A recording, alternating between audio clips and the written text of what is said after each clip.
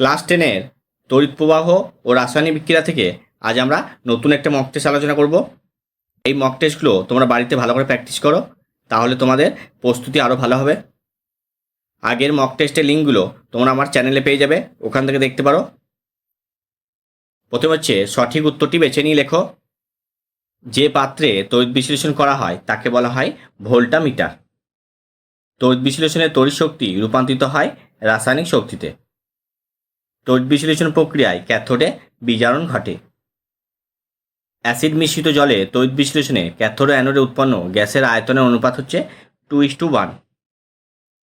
রূপোর অলঙ্কারে সোনার প্রলেপ দিতে তড়িৎ বিশ্লেষক হিসেবে ব্যবহৃত হয় পটাশিয়াম অরোসাইনাইডের জলীয় দ্রবণ। এরপর 2-এর দাগে প্রশ্ন দেখে নাও।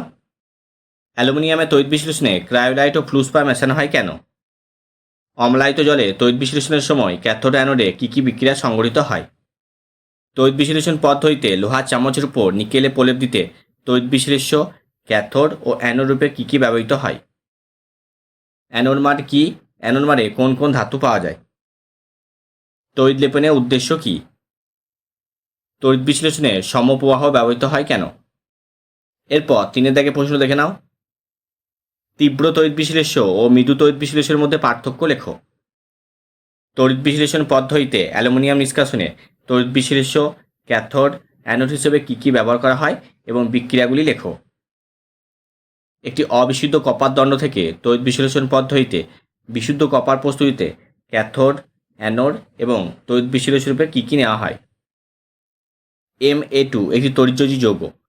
জলীয় দ্রবণে এটি কী কী আয়নে বিয়োজিত হয়? Ma2 জলীয় তড়িৎ বিয়োজন বিক্রিয়া দ্রবণের তড়িৎ বিশ্লেষণে কোন আয়নটি ক্যাথোডে যায়? যথেষ্ট সংখ্যক আয়ন উপস্থিত থাকা সত্ত্বেও কঠিন NaCl তড়িৎ পরিবাহিতা খুব কম হয় কেন? ধাতব তারের মধ্য দিয়ে তড়িৎ পরিবহন এবং তড়িৎ বিশ্লেষণের সময় তড়িৎ বিশ্লেষণের মধ্য দিয়ে তড়িৎ পরিবহনের দুটি পার্থক্য লেখো।